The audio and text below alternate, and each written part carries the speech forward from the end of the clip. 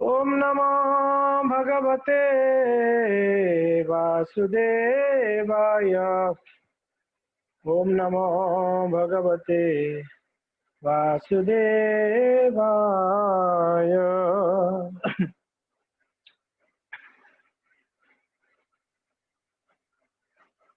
हरे कृष्ण। तो सभी भक्तों को स्वागत है। आज की हम लोग का श्रील रघुनाथ दास गोस्वामी का लीला चरित्र की प्रसंग में, तो हम कुछ दिनों से हमारे गौड़ी परंपरा के वैष्णव आचार्य हमारे गोस्वामी वृंदों की लीलाओं को श्रवण करते आ रहे हैं। विशेष करके हम श्रील रघुनाथ दास गोस्वामी के चरित्र को श्रवण कर रहे हैं। तो हमने चर्चा की किस किस प्रकार रघुनाथ दास गोस्वामी ने बचपन से ही श्रील हरिदास ठाकुर की कृपा को प्राप्त किए, और उसके बाद उन्होंने श्रीमन महाप्रभु का आशीर्वाद लेते हुए, नित्यानंद प्रभु का कृपा लेते हुए, फिर उन्होंने श्री चैतन्य महाप्रभु को अभी भेंट किए। अंत में उनका जो इतना दिन का एक प्रकार से इच्छा था, लालसा था, या एक प्रकार से आप बोल सकते हो उनका एक लोभ था भगवान को प्राप्त करने का, भगवान के चरण कमलों को प्राप्त करने का, भगवान को मिलने का। तो इतना दिनों के बाद जो है श्री चैतन्य महाप्रभु का कृपा भी प्राप्त हो रही है। तो भक्तों को बहुत बड़ा शिक्षा है। तो बस भक्तों को प्रतीक्षा करना जरूरी है।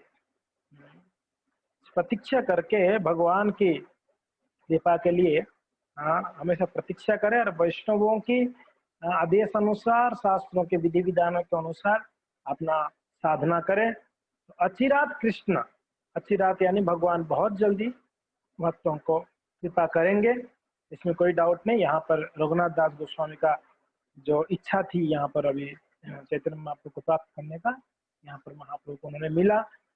तो महाप्रभु को मिले जब जगन्नाथपुरी में आके, तो श्रीमान महाप्रभु उनको कहते हैं कि कृष्ण का बड़ा कृपा है आपके ऊपर, हे रघुनाथ, ये कृपा के कारण ही आप जो है ये विषय विष्टागर्त, विषय रूपी मल की खड्डे से, गर्त यानी खड्डा, मल की गड्ढे से आप बाहर आ सके, कि कृष्ण का बहुत बड़ा कृपा है आपके ऊपर। फिर कहते हैं कि आपके पिताजी वो एक मल की गड्ढे की कीड़ा के बराबर है, क्योंकि ना वो विषय लोभ है, विषय भोग का लोभ है, आसक्ति है। हाँ, तो इस प्रकार से श्री चैतन्य महाप्रभु ने रघुनाथ दास को कहे।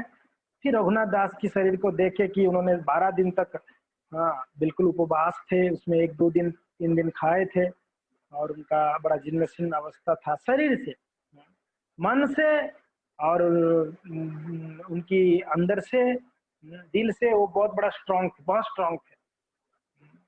कभी भी भक्तों को शरीर से आप समझ नहीं सकते कितना बड़ा भक्त। अगर हट्टा कट्टा है तो ये अच्छा भक्त हो सकता है, हट्टा कट्टा है नहीं, शरीर से नहीं पता चल सकता है कौन कौन अच्छा भक्त है, कौन बुरा भक्त है। भक्तों का हृदय में भगवान निवास करते हैं। हो सकता है बाहर से बड़ा दुबला पतला हो, अंदर से बहुत स्ट्रांग है कि नहीं है। हो सकता है बाहर से बहुत हट्टा कट्टा हो, मगर अंदर अंदर से बहुत दुर्बल है कि नहीं। तो यहाँ पर रघुनाथ जी का शरीर, क्योंकि ना वो बड़ा तपस्वी थे, उनका शरीर थोड़ा सा मलिनता थी, तो महाप्रभु ने कृपा करके उन्होंने को क्या किए, रघुनाथ रक्षणता मलिन देखिया, स्वरूप कहे न प्रभु कृपार्थ चित्त हो, या स्वरूप दामोदर के पास लेके गए।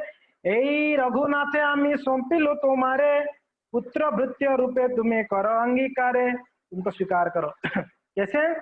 पुत्र के रूप में, भृत्य के रूप में, दास के रूप में, इनको स्वीकार करिए। तो हम इसको चर्चा किए थे कल। तो खास करके हमने कल बताए थे कि मंदिर के जो मैनेजमेंट में होते हैं या अध्यक्ष होते हैं, उनका बहुत बड़ा कर्तव्य बनता है कि जो भक्त जुड़ते हैं खास करके मंदिर की सेवाओं में, भक्ति में, उन लोगों को पोषण देने का जिम्मेदारी है उनका, पोषण। जैसे हमारे शरीर को चलाने के लिए पोषण चाहिए, खाना, वैसे ही भक्ति में पोषण के बिना व्यक्ति भक्ति में प्रगति नहीं कर सकता। पोषण बहुत जरूरी है। तो पोषण के लिए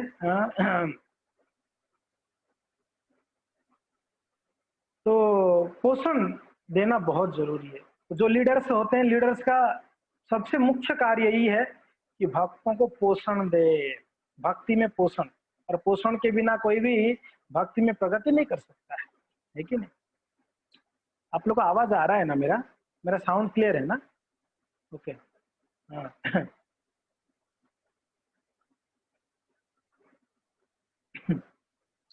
तो यस, तो पोषण बहुत जरूरी है भक्तों के लिए। इसके लिए वो भक्त के किस प्रकार से उतना जप करते हैं कि नहीं करते हैं, वो भक्त अपने सेवाओं को अच्छे से करते हैं कि नहीं करते, वो भक्त अध्ययन करते हैं कि नहीं शास्त्रों को, ये सब ध्यान रखना लीडर्स का काम है। अगर ये नहीं ध्यान रखा जाएगा, अगर खुला छोड़ दिया जाएगा, स्वतंत्र, ठीक है आप जो मर्जी वो करो, बस आप क्या करो, संडे को आ जाया करो, मंदिर में थोड़ा चढ़ावा दे दो, थोड़ा मंदिर में हो सकता है तो कुछ लेके आ जाओ सामान, ठीक है, बाकी आप अपनी मर्जी से जियो।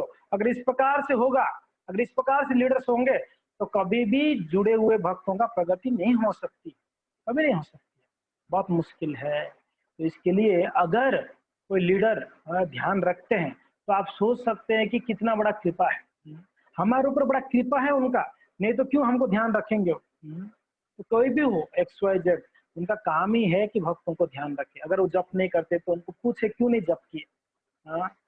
हम कहते हैं डिवोटी केयर, डिवोटी केयर, हाँ, भक्तों का केयर करनी चाहिए। केयर क्या है? भक्तों का केयर यही है, वो भक्त भक्ति में प्रगति कर रहा है कि नहीं कर रहा है, या नहीं कर रहा है तो कहाँ पर उसका गाड़ी अटका हुआ है, उसका ब्रेक कहाँ लगा हुआ है, हाँ, उसको देखकर और उनको प्रोत्साहन देते हुए उनको आगे बढ़ाना है, निरुत्साहित नहीं करना है। लीडर कभी भी किसी भक्त को निरुत्साहित नहीं करते, नहीं करना चाहिए। हाँ, वो करते हैं, उनको प्रोत्साहन दीजिए। हाँ, अगर गलती करते हैं तो उनको सुधारिए, सुधार कर उनको आगे बढ़ाइए, ये लीडर्स का काम है। तो यहाँ पर श्री चैतन्य महाप्रभु ने स्वरूप दामोदर के हाथ में सौंप दिए, बोले कि इनको आप स्वीकार करो, उनको गाइड करो, कैसे रघुनाथ अपना भजन साधन करे। तीन रघुनाथ नाम है हमार गणे, और स्वरूप रघु आजी होइलो यार नामे। तो हम लोग खास करके दो प्रकार के भक्त होते हैं, एक भजनानंदी और एक गोष्ठ्यानंदी। आपने सुना होगा दो प्रकार के भक्त, भजनानंदी और एक गोष्ठ्यानंदी। गोष्ठ्यानंदी, भजनानंदी अकेले में रह के भजन करते हैं, गोष्ठ्यानंदी संघ में रहकर, साथ में रहकर, संघ में। कलयुग में भजनानंदी बनना बहुत मुश्किल है, कोई भजनानंदी नहीं रह पाएगा। वृंदावन में भी हम देखते हैं कुछ भजनानंदी के नाम पे हैं, मगर वो भी अकेले में कर नहीं पाते। संघ में बहुत शक्ति है कलयुग में, विशेष करके संघ, इसलिए हर जगह में संघ स्थापना किया जाता है। प्रभुपाद जी ने भी इसको एक संघ बनाया, अंतरराष्ट्रीय कृष्ण भावनामृत संघ। सोचो कितना कितना सुंदर संघ है, जहां सिर्फ कृष्ण का चेतना हो सकती है भक्तों का। कहीं जगह पे है पॉलिटिक्स का, कहीं धन कमाने का संघ है, कहीं मान सम्मान के लिए संघ है, कहीं खाना बंटने के लिए संघ है, कहीं खाना खाने के, अलग अलग प्रकार के संघ है। मगर प्रभुपाद जी ने कौन सा संघ बनाया है? जहां कृष्ण भावनामृत हो पाएंगे लोग, जहां आके, ऐसा संघ है। यानी ऐसे संघ में सिर्फ आपको आना है, आप सिर्फ इसमें आ जाओ, आपको बाकी संघ में धक्का देके आगे बढ़ा देंगे। आपको मेहनत नहीं है, बस इसमें जुड़ जानी है, जुड़ जानी है, आप साथ साथ में आगे बढ़ जाएंगे। कभी कभी संघ में रहने से बहुत बड़ा फायदा है। क्या फायदा है? अगर हमारा कहीं भक्ति में नीचे हम गिर रहे हैं, डाउनफॉल हो रहा है, तो संघ वाले क्या करते हैं, हमको उठा लेते हैं ऊपर देख कर। हमको साथ में नहीं नहीं नहीं। और दूसरा, अगर हमारा डाउनफॉल हो रहा है ना, संघ में हमको पता चल जाएगा। मैं बता रहा हूँ संघ का महिमा क्या है, साथ में रहने का। वैष्णव संघ का क्यों इतना महिमा बताया गया, भक्तों के संघ, हाँ, भक्त संघ का इतना महिमा क्यों? साधु संघ सर्वशास्त्र को लव मात्र, साधु संघ सर्व सिद्धि, क्यों कहा गया है? अगर आप संघ में है ना, अगर आपके भक्ति में कहीं भी थोड़ा बहुत ऊपर नीचे हो रहा है तो आपको पता चल जाएगा। क्यों? कैसे? आप आसपास के वैष्णव को देख रहे हैं ना, वो बहुत सिंसियर है, वो बहुत सीरियस है, मगर देखो मैं सिंसियर नहीं हो पा रहा हूँ। तो आप अपनी कमी को देख सकते हो संग में आके। अकेले में रहोगे तो आप कमियों को नहीं देख सकते हो, आप यही अहंकार में रहोगे मैं सब ठीक कर रहा हूँ, मेरे से सब अच्छा हो रहा है, मेरा जप अच्छा हो रहा है, साधना अच्छा हो रहा है, सेवा अच्छा हो रहा है, मैं पढ़ाई भी कर लेता हूँ, ये अहंकार में रहेंगे कि मैं अच्छा कर रहा हूँ या अच्छा कर रहे हैं। संग में रहने से ही पता चलता है कि हमारे अंदर कमी कहाँ पर है भक्ति में। बहुत जरूरी है संग। तो संग में रहना यानी गोष्ठ्यानंदी।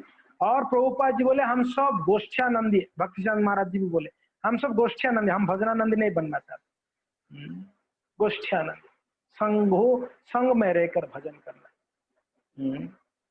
तो इसके लिए हमको संग बहुत जरूरी है, भक्तों के संग के बिना नहीं हो पाएगा। तो यहाँ पर श्री चैतन्य महाप्रभु ने रघुनाथ को बोले कि ये अभी स्वरूप का रघु हो गया, स्वरूप है रघु, तो हे रघुनाथ, हे स्वरूप दामोदर, इनको आप क्या करो, अभी ध्यान रखो, ये आपका कार्य है, उनके हाथ में सौंप दी। तो हमने आपको कल बताया कि कोई अथॉरिटी के अंडर में रह के सेवा करना सबसे सेफेस्ट साइट है, सबसे सेफ साइड है, यानी सुरक्षित है। भक्ति को सुरक्षित रखना चाहते हो तो आप किसी की शरण में रह के करो, अकेले में मत करो, तो आपका सुरक्षा है। अगर अकेले में करोगे कभी डूबोगे तो बचाने वाला कोई नहीं होगा, अगर किसी की शरण में हो तो आप डूबोगे तो आपकी चोटी पकड़ के उठाएगा ऊपर। तो इसके लिए शरण में रहना बहुत जरूरी है। इसके लिए यहाँ पर श्री चैतन्य महाप्रभु ने क्या किए, उन्होंने स्वरूप दामोदर को सौंप दिए, स्वरूप दामोदर को सौंप दिए। आगे का श्लोक में शेयर करता हूँ। एतो कोही रघुनाथे हस्त धरिला स्वरूपेर हस्ते तारे समर्पण कइला। क्या कह रहे हैं, ये तो कोई रघुनाथेर हस्त धरिला, महाप्रभु हाथ पकड़कर रघुनाथ का हाथ पकड़ के लेके गए स्वरूप के पास, और उनके हाथ में रघुनाथ का हाथ दे के बोल रहे स्वरूप पेर हस्ते तारे समर्पण कइला, उनके हाथ में हाथ देकर बोले कि ये आज से आपका जिम्मेदारी है, रघुनाथ को देखभाल करना आपका जिम्मेदारी, इनको आप संभाल। मुझे याद है 2 साल या 3 साल पहले परम पूज्य राधा गोविंद महाराज जी हमारे इस्कॉन उदयपुर में आए थे। आप सब जानते हैं परम पूज्य राधा गोविंद महाराज जी को, जानते हैं सब लोग, जानते हैं नहीं जानते हैं? कितना लोग जानते हैं राधा गोविंद महाराज जी को, कितना लोग जानते हैं? जानते हैं। आजकल ग्रुप में रोज महाराज जी का मैसेज आ ही रहा होगा, उनका लेक्चर का कुछ पार्ट आता है ना, purity is the force group में आता है, माता जी भेजते हैं। परम पूज्य राधा गोविंद महाराज जी बड़े शुद्ध भक्त हैं, भगवान के बहुत प्रिय भक्त हैं। आपको बताऊं, परम पूज्य राधा गोविंद महाराज जी बचपन में ही भागवत को पढ़ लिए थे, बचपन में भागवत का 18 स्कंद पूरा, 12 स्कंद पूरा पढ़ लिए थे, आप सोच सकते हो। बचपन में पढ़े थे। और परम पूज्य राधा गोविंद महाराज जी, उनका जब भागवत पढ़े उनका मन में इच्छा था कि मुझे भक्तों के संग में, यानी भक्त बनना है, किनके संग में, चैतन्य महाप्रभु की परंपरा से होना चाहिए, उनका ऐसा इच्छा था। उन्होंने महाप्रभु के बारे में बहुत पढ़े थे।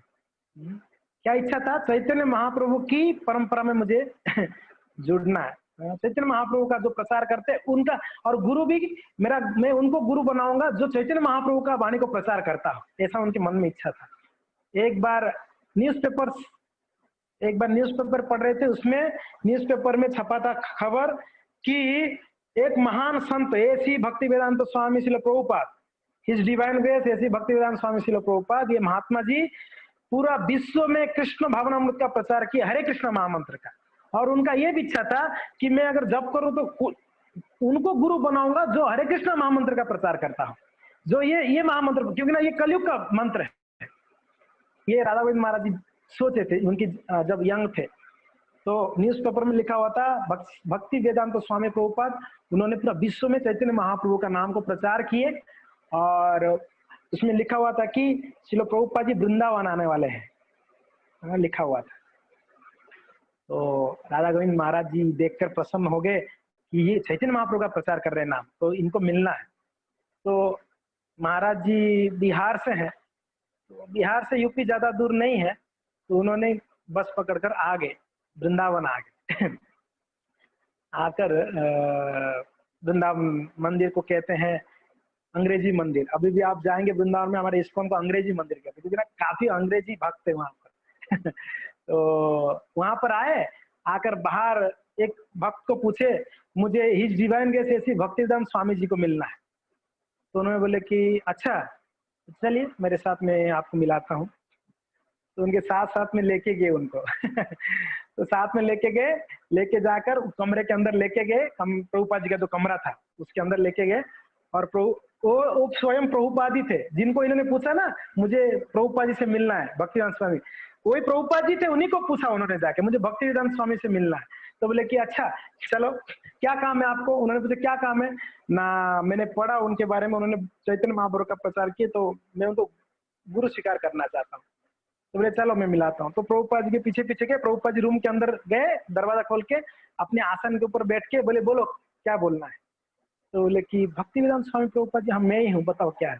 तो बहुत आश्चर्य हो गई कि आप ही है। तो तुरंत दंडवत प्रणाम किए राधा गोविंद महाराज जी ने, प्रणाम करके बोले कि मैंने आपके बारे में न्यूज़पेपर में पढ़ा, और मेरा बचपन से इच्छा था, मैं जब पढ़ा था भागवत आदि, तो मैं चैतन्य महाप्रभु का पास टाइम को चैतन्य चरितामृत पढ़े थे। तो मैं सोचा जो चैतन्य महाप्रभु को प्रचार करते होंगे मैं उनको गुरु बनाऊंगा, तो आप क्या मुझे स्वीकार करेंगे शिष्य के रूप में। तो प्रभुपाद जी बोले ठीक है। फिर प्रभुपाद जी ने, मैं इसके लिए बता रहा हूँ, प्रभुपाद जी ने राधा गोविंद महाराज जी का हाथ पकड़कर लेके गए, परम पूज्य गोपाल कृष्ण गोस्वामी महाराज जी के हाथ में उनका हाथ रखे, बोले कि गोपाल कृष्ण ये बहुत अच्छा लड़का है, भागवत पढ़ा हुआ है, इनको सेवा में लगाओ। ऐसे प्रभुपाद जी ने बोले थे करके। ये फर्स्ट टाइम राधा गोविंद महाराज जी जब उदयपुर आए थे 2-3 साल पहले, उन्होंने जगन्नाथ जी के सामने बैठकर मुझे ये बात बताया। हम एक्चुअली उस समय शायद नित्यानंद त्रयोदशी था मेरे हिसाब से उस दिन, और महाराज जी का ट्रेन था शाम को वृंदावन के लिए, तो उससे पहले आए थे। तो राधा महाराज जी सामने जगन्नाथ जी के हमारे मंदिर के सामने बैठकर महाराज जी बोले कि एक्चुअली गुरु महाराज का फोटो देखकर बोले कि ये मेरे गुरु है, प्रभुपाद जी इनके हाथ में मुझे आ दिए, जबकि वो प्रभुपाद जी के शिष्य है, प्रभुपाद जी उनको दीक्षा दिए है। तो यस, तो परम पूज्य राधा गोविंद महाराज जी बोल रहे थे कि मेरा हाथ को लेके प्रभुपाद जी ने गोपाल कृष्ण महाराज के हाथ में डाल के बोले कि इनको ध्यान रखो, इनको सेवा दो। तो उनको सेवा क्या दिए थे पता है प्रभुपाद जी? खास करके भागवत को हिंदी में ट्रांसलेशन करने का सेवा दिया था। तो हमने जो अभी हिंदी भागवत पढ़ते हैं ना, ज्यादातर राधा गोविंद महाराज जी ने ट्रांसलेशन किया हिंदी का जो भागवत है, क्योंकि प्रभुपाद जी अंग्रेजी में लिखे थे और उनको ट्रांसलेशन हिंदी में कई लोग किए, मगर राधा गोविंद महाराज जी ज्यादा किए। तो खैर यहाँ पर महाप्रभु ने अपनी रघुनाथ के हाथ लेते हुए जाके उनको सौंप दिया, हाथ लेके उनको सौंप, इनको ध्यान रखो। स्वरूप कहे महाप्रभु, एक मिनट खोलता हूँ। स्वरूप कहे महाप्रभु जे आज्ञा हईल, ए तो कही रघुनाथे पुनः लिंगिल। तो स्वरूप दामोदर महाप्रभु बोले ठीक है महाप्रभु, जैसे आपकी आज्ञा शिरोधार्य, आपकी आज्ञा को पालन करेंगे। ऐसे कहकर रघुनाथ को उन्होंने, महाप्रभु ने वापस आलिंगन किया। फिर रघुनाथ को बोले चैतन्य भक्त, अभी कृष्णदास कविराज गोस्वामी जो है कमेंट्री कर रहे हैं, देखिए। चैतन्य भक्त वात्सल्य कहिते ना पारी, गोविंदेर कहे रघु नाथे दया करी। अभी महाप्रभु का देखिए कृपा, महाप्रभु का वात्सल्य, भक्त वात्सल्यता देखिए। ये तो स्वरूप दामोदर के हाथ में देकर बोले इनको ध्यान रखो, इनको पुत्र भृत्य के रूप में स्वीकार करो रघुनाथ को। फिर यहाँ पर कहते हैं गोविंदेरे कहे रघुनाथ रे दया करी। रघुनाथ के ऊपर इतना भक्त वात्सल्यता था, अभी गोविंद को बुला रहे हैं। गोविंद कौन थे? ये गोविंद महाप्रभु के निजी सेवक थे। उनके पर्सनल असिस्टेंट बोल सकते हैं, महाप्रभु के निजी सेवक गोविंद। गोविंद को बुलाकर महाप्रभु कहते हैं, क्या कह रहे हैं महाप्रभु? महाप्रभु कह रहे हैं कि हे गोविंद, पथे यह करियाछे बहुत लंघन, कत दिन कर यार भाल कत दिन कर यार भाल संतर्पण। हे गोविंद, इन्होंने रास्ते में बहुत दिनों तक रास्ता को पार करते हुए बहुत दिन चलते चलते आया है ये रघुनाथ, इनको कुछ दिन तक ना अच्छे से देखभाल करो। कत दिन करो यार भालो संतर्पण, थोड़ा अच्छे से इनका देखभाल करो करके कौन बोल रहे हैं? हाँ, भगवान गोविंद को बोल रहे हैं। कितना प्रेम देखो रघुनाथ के ऊपर। स्वरूप दामोदर को भी बोले, यहाँ गोविंद को भी बोले फिर गोविंद को बोलते हैं, फिर रघुनाथ को बोलते हैं महाप्रभु। क्या बोल रहे हैं? रघुनाथे कहे आया करो सिंधु स्नान, जगन्नाथ देखी आसी करह भोजन। रघुनाथ को बोल रहे हैं अभी महाप्रभु, क्या बोल रहे हैं? जाओ करो सिंधु स्नान। हे रघुनाथ, अभी जाओ आप सिंधु यानी सागर समुद्र में स्नान करके आओ, और आते समय जगन्नाथ जी को दर्शन करो, और फिर बाद में आके क्या करो? आप भोजन स्वीकार करो, प्रसाद ग्रहण करो। तो महाप्रभु बोल रहे सिंधु में जाके, समुद्र में जाके स्नान करो, फिर आके जगन्नाथ जी का दर्शन करो। जो भक्त भगवान जगन्नाथ जी का दर्शन करने पूरी गए होंगे, आप लोग जरूर समुद्र में स्नान किए होंगे, है कि नहीं? किए ना आप लोगों ने समुद्र में? हाँ, तो वहां पर जो सागर है उनको महोदधि कहते हैं। महोदधि या नील सागर, महोदधि, समुद्र का नाम महोदधि। आपको पता है ना वो सागर का क्या महिमा है? बहुत महिमा बताया गया शास्त्रों में, भूरी भूरी। भगवान जब कृष्ण आए थे तो उन्होंने यमुना तट पर लीलाएं किए। भगवान जब महाप्रभु आए तो उन्होंने कहां पर लीला किए? गंगा तट पर लीलाएं किए। जब जगन्नाथ जी आए उन्होंने महासागर के तट पर लीलाएं की। तो कहते हैं यमुना गंगा से अभिन्न है। कौन सा? जगन्नाथपुरी में जो सागर है, महोदधि। महोदधि, महो यानी महान, दधि यानी समुद्र, महोदधि यानी महासमुद्र, महासागर कहते हैं उसको, महासागर। कैसे हुआ समुद्र यहाँ पर, कैसे आए पता है आप लोग को? कितना लोग सुने हैं ये स्टोरी? ये सागर कहाँ से आया? परम पूज्य भक्ति पुरुषोत्तम महाराज एक किताब लिखे हैं, श्रीमती राधा रानी करके, आप सब पढ़े ही होंगे, बड़ा सुंदर किताब है श्रीमती राधा रानी। नहीं पढ़े तो पढ़ना चाहिए आप सबको, श्रीमती राधा रानी। तो उसमें महाराज जी ने एक लीला का चर्चा किए हैं, कैसे समुद्र कैसे हुए। तो श्रीमती राधा रानी एक बार भगवान का सेवा कर रही थी, और सेवा करते करते भगवान का इतना भाव में आ गई, राधा रानी बेहोश हो गई। बेहोश हो गए और बाहरी चेतना खो बैठी, बेहोश हो गए। भगवान बस उस मौका का फायदा उठा के वहां से भाग गए सुमंतर हो गए कृष्ण वहां से। और भगवान जाके उनके एक दूसरी जो है प्रियतमा, वो वहां पर वेट कर रही थी। भगवान का एक गोपी, उनका नाम था बिरजा। बिरजा की कुंज में चले गए। बिरजा भी बहुत प्रेमी थी, भगवान को बड़ा प्रेम करती। तो भगवान वो वेट करती, रोज वेट करती बिरजा को, भगवान की सेवा मुझे प्राप्त होगी। तो आज भगवान को मौका मिला तो चौका मार दी, वहां से छूमंतर हो गए। राधा रानी वहां पर बेहोश पड़ी और भगवान वहां से चले गए। और वहां बिरजा के कुंज में गए। बिरजा के जो बिरजा देखी वो भाव विभोर हो गई, और भगवान को सामने मिलकर बड़े प्रसन्न होकर भगवान का सेवा की, उनके चरण प्रक्षालन की। बोले कि मैं कितना धन्य हो गया प्रभु आपके चरणों को प्राप्त करके। मैं कई दिनों से मैं आपको आपका राह देख रही थी। ऐसे करके प्रार्थना की, सेवा करी। थोड़े समय के बाद जब राधा रानी अपनी बाहर चेतना में आई, तब ढूंढी, कृष्ण वहां पर नहीं दिख रहे थे। तो देखी कहाँ है मेरे कृष्ण, कहाँ है मेरे कृष्ण। कुंज से बाहर आई, कुंज से बाहर आके पूछी सबको। तो कुछ गोपियां बोले, सखियां बोले कि हे राधे, अभी कृष्ण कहाँ आपको मिलेंगे, वो तो बिरजा की कुंज में जाते हुए हमने देखा। ये सुन के राधा रानी एकदम लाल बबूला हो गई, बहुत गुस्से में आ गई। शरीर कांपने लगा, ओठ फड़फड़ाने लगा, आंख एकदम लाल लाल हो गया। बोले कि वो लंपट, इतना लंपट है वो स्त्री लंपट। हाँ, उसको मैं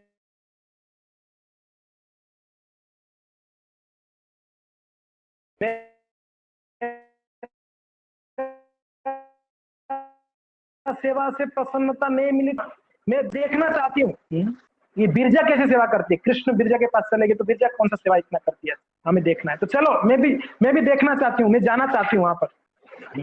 तब सारे सखियां बोले कि हम भी आएंगे आपके साथ, गोपियां बोले हम भी आएंगे। तब श्रीमती राधा ने बोली कि आप लोग भी आओगे इतना लोग? बोले हाँ। कितना गोपी थे पता है ना आप लोग को? राधा रानी के साथ कितना गोपी थे पता है आप लोग को? कितना गोपी थे राधा रानी के साथ? 63 करोड़ गोपियां थे। कितना थे?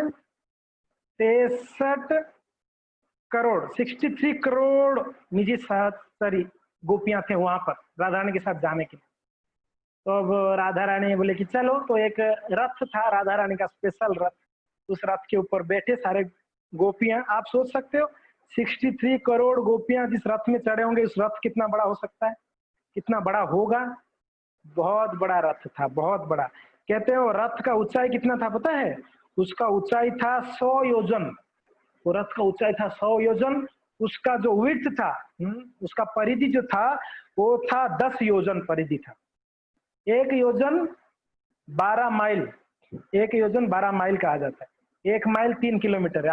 आप गिन लो कितना बड़ा रथ होगा वो जिसका हाइट 100 योजन है, 100 योजन का। तो उस रथ में बैठे गोपियां और उस रथ का बड़ा भव्य वर्णन करते हैं। आप थोड़ा सुन लीजिए, मैं पढ़ रहा हूँ। महाराज जी लिखे हैं शास्त्रों से कि उस रथ में जो है करोड़ों कलशों द्वारा सुशोभित था वो रथ।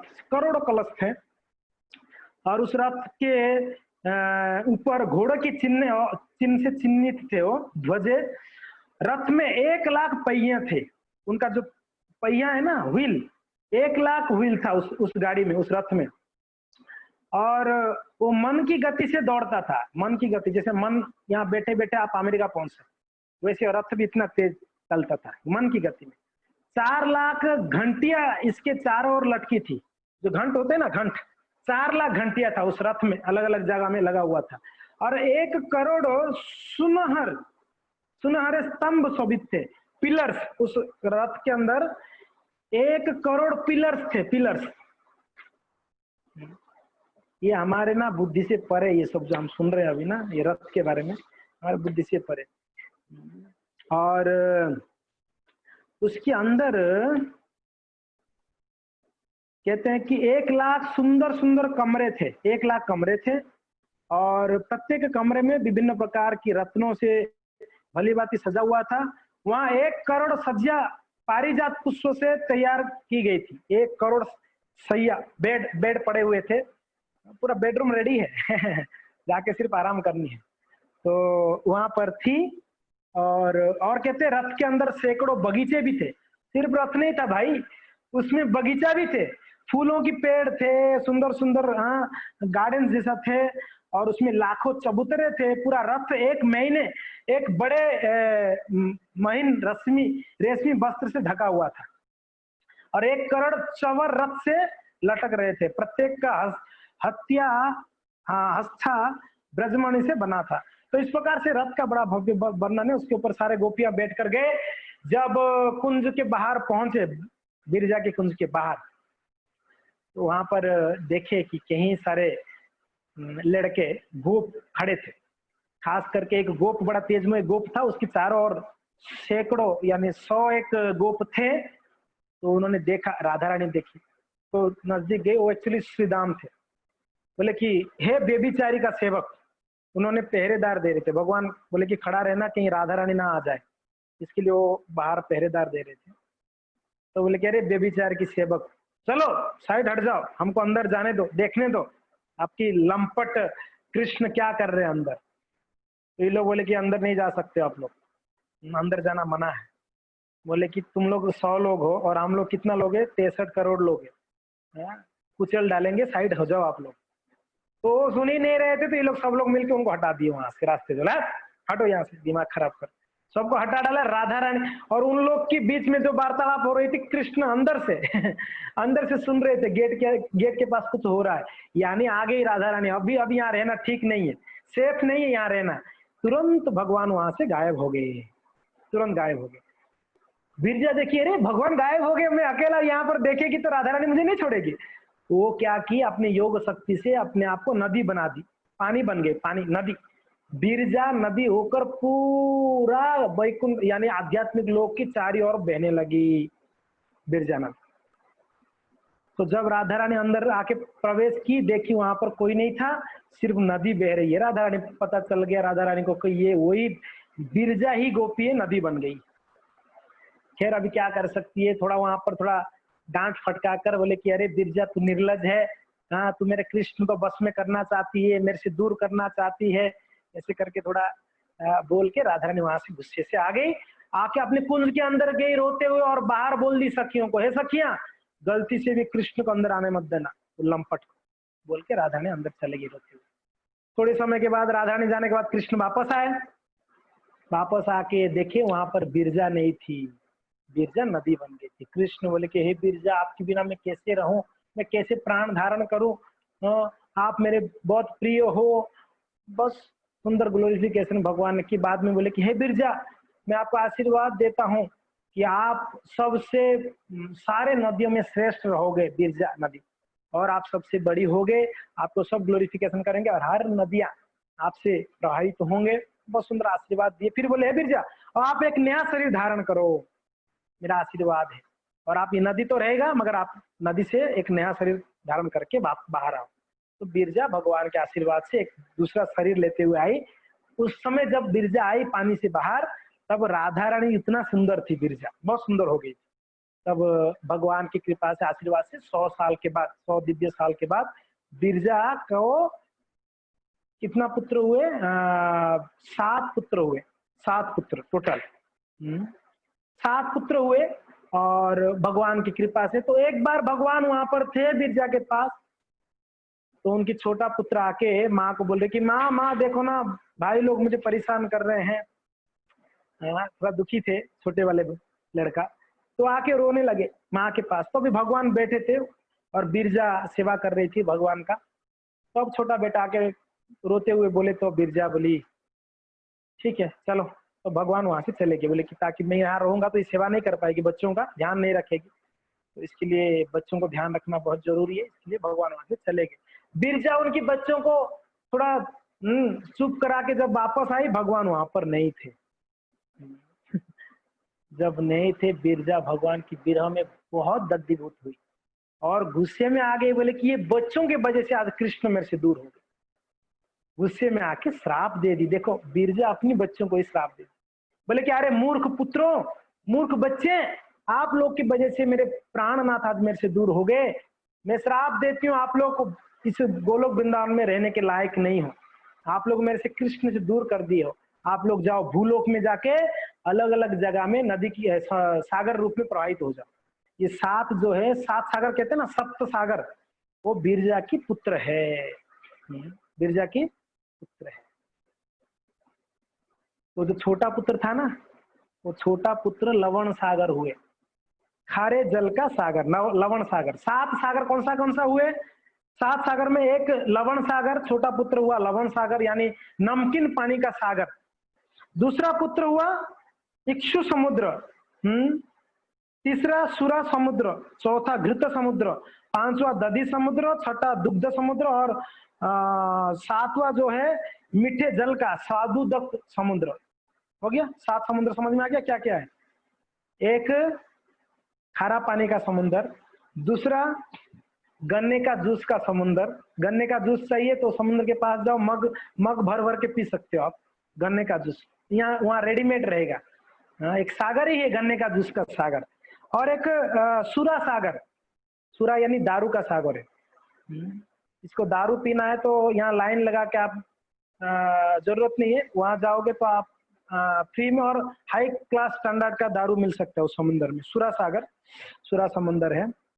घृत समुद्र घी का सागर है, शुद्ध गाय का घी है, ध्यान रखो, वो डालडा या दूसरा कोई नहीं है, शुद्ध गाय का घी का समुद्र है। दधि समुद्र दही का समुद्र है, और एक दुग्ध समुद्र दूध का समुद्र है, और एक मीठे जल का समुद्र, शक्कर का पानी का समुद्र। ये 7 समुद्र 7 जगह में प्रवाहित। जम्बू द्वीप ये जम्बू द्वीप में भारत वर्ष एक वर्ष है, वैसा सप्त महासागर अलग अलग द्वीपों में बह रहे हैं। हमारे यहाँ पर जो पृथ्वी है यानी भारत वर्ष है, ये पूरा पृथ्वी को भारत वर्ष कहते हैं। यहाँ पर लवण सागर है, लवण सागर बह रही है। यहाँ पर कहीं मीठा पानी का या घृत का समुद्र नहीं मिलेगा, लवण सागर का समुद्र है। तो खैर लवण सागर का समुद्र, तब कृष्ण आए तो सारे जो बेटे थे वो रो रहे थे, बोले कि माँ क्षमा कर दो, हम नहीं जाना चाहते यहाँ छोड़ के, बहुत दुखी थे, मगर अभी श्राप दे दिए, क्या कर सकते। मगर भगवान देखे छोटा बच्चा बहुत रो रहा था बेचारा, वो छोटा जो होता है ना, उनको बड़ों का बड़ा बड़ा सहन करना पड़ता है। बड़े उधर से आके एक तमाचा खींच के जाएंगे, उधर से आके एक तमाचा, सब लोग उसको मारते रहेंगे। बड़े भाई आप देखा जिनके घर में 2-4 बच्चे होंगे, छोटे को सब लोग ने 2-2 बजाते होंगे, और छोटा बेचारा कुछ कर नहीं पाता होगा, छोटा है, बड़ों को मार नहीं सकता है, डांट नहीं सकता, डांटेगा तो और 2 पड़ेगा उसके ऊपर, चुप कर तू, छोटा है। तो बेचारा ऑलरेडी परेशान था भाइयों से, ऊपर से अभी माँ ने उनको श्राप दे दी, तो दुखी थे। तब भगवान ने उनको छोटे जो पुत्र के ऊपर दया करके कृष्ण बोले कि हे बेटा चिंता मत करो, मैं आपकी तट पर लीला करने आऊंगा, चिंता मत करो, आपका महिमा बढ़ जाएगा। तो बोले कि हम भी आपके बीरों में नहीं, बोले मैं आपके तट में आऊंगा, आप लवण सागर होके प्रवाहित हो जाके भूतला पर, धराधरा पर, और मैं आऊंगा आपके तट पर लीला करने के लिए। जगन्नाथ के रूप में मैं अकेला नहीं आऊंगा, मेरे भाई मेरे बहन के साथ आऊंगा, मेरे बड़े भाई रहेंगे मेरे साथ और मेरे बहन रहेंगे, और हम आके लीला करेंगे। और जो भी मुझे दर्शन करने आएंगे, आपके जल में पहले स्नान करेंगे, फिर मेरा दर्शन करेंगे आप, तब उनको दर्शन का कृपा प्राप्त होगा। जगन्नाथपुरी में 4 तीर्थ है, सॉरी 5 तीर्थ है, 5 तीर्थ जगन्नाथपुरी के अंदर 5 तीर्थ। आप जानते हैं 5 तीर्थ क्या क्या है? पुरी में 5 तीर्थ, एक तो महोदधि, ये जो महासागर, ये एक तीर्थ है। आप अगर महोदधि में स्नान किया, मैं सारा तीर्थ में स्नान कर दिया।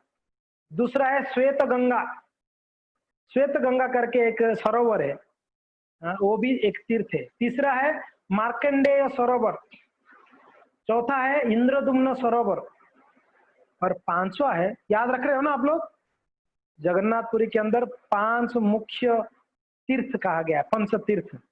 अगर जगन्नाथपुरी में जब जाते हो, ये 5 तीर्थों में जरूर स्नान या आचमन करनी चाहिए, जरूर 5 तीर्थ है। वापस बोलता हूँ, महोदधि महासागर हो गया एक, दूसरा है श्वेत गंगा, तीसरा है मार्कंडेय सरोवर, चौथा है इंद्रदुम्न सरोवर, और 5वां है रोहिणी कुंड, रोहिणी कुंड। ये 5 जो है 5 तीर्थ माने गए। और पता है क्या महिमा है महासागर का? और बताता हूँ महिमा। जब हरिदास ठाकुर, नामाचार्य हरिदास ठाकुर ने अपना शरीर त्यागे, हरिदास ठाकुर अंत समय में भगवान के नामों को उच्च स्वर में कीर्तन करते और बड़े वृद्ध हो गए थे। खैर इन्होंने तो महाप्रभु से पहले हरिदास ठाकुर इस धराधाम में आके लीला करते थे। तो ये जो था, हरिदास ठाकुर ने जब प्राण त्याग दिए, तो महाप्रभु ने स्वयं हरिदास ठाकुर को अपनी गोद में उठाए, उठाते हुए कीर्तन करते हुए महाप्रभु चलते चलते कहाँ गए पता है? समुन्द्र में गए, महोदधि में गए, और हरिदास ठाकुर को अपनी स्वहस्त से उस समुन्द्र में स्नान कराए। और महाप्रभु स्नान कराने के बाद वहां पर अनाउंस किए खुले, बोले कि जो भी व्यक्ति इस समुन्द्र में आएगा और इस जगह में स्नान करेगा, डुबकी लगाएगा, जहां पर हरिदास ठाकुर को मैंने स्नान कराया, उसको 100% कृष्ण प्रेम प्राप्त होगा। हरि बोल। महाप्रभु ने अनाउंस किया इस बात को, स्वयं महाप्रभु बोले जहां पर हरिदास ठाकुर को स्नान कराया मैंने, उस महोदधि में, उस जगह पे कोई अगर स्नान करता है, आचमन करता है, उनको कृष्ण प्रेम प्राप्त होगा। इसके लिए हमारे जब भक्त लोग जाते हैं पूरी, उसी जगह में जाते हैं जहां हरिदास ठाकुर को स्नान कराया गया, हरिदास ठाकुर का। और पास में ही समुद्र के तट में हरिदास ठाकुर का स्वहस्त से महाप्रभु समाधि दिए थे। अभी भी हरिदास ठाकुर का समाधि वहां पर है, अब जाके दर्शन कर सकते हैं। तो खैर हम ये कह रहे थे, वही महोदधि में महाप्रभु यहाँ पर रघुनाथ को कहते हैं, रघुनाथ आप जाके स्नान करो, महोदधि में स्नान करके आके क्या करो? भगवान का दर्शन करो, भगवान का दर्शन करो। तो जब जगन्नाथपुरी में जाते हैं सर्वप्रथम महोदधि में स्नान करें, बाद में श्री जगन्नाथ जी का दर्शन करें, उसके बाद महाप्रसाद। मगर पता है, एक भक्त हुए, भक्त साल्वेग, मुसलमान परिवार से ये भक्त हुए। साल्वेग ने एक भजन लिखे हैं, उस भजन में क्या कहते हैं पता है? जगबंधु एक गोसाई, उसमें कहते हैं कि 22 पहाच तले बिका हुए भात और दर्शन तेने की था कैवल्य मुकत। ये साल्वेग, भक्त साल्वेग लिखते हैं। आप सबको पता है भक्त साल्वेग हमारे खास करके उड़ीसा में बड़े प्रसिद्ध भक्त कवि हुए थे। मुसलमान, लाल बेग की बेटा साल्वेग, नाम से लग रहा है ना मुसलमान साल्वेग, मगर उन्होंने बहुत सुंदर सुंदर जगन्नाथ जी का भजन लिखे कृष्ण। तो एक भजन में कहते हैं, जिस समय वो पूरी में नहीं थे, रास्ते में रुक गए थे, खास करके वृंदावन से चले थे मगर रास्ते में रुक गए थे,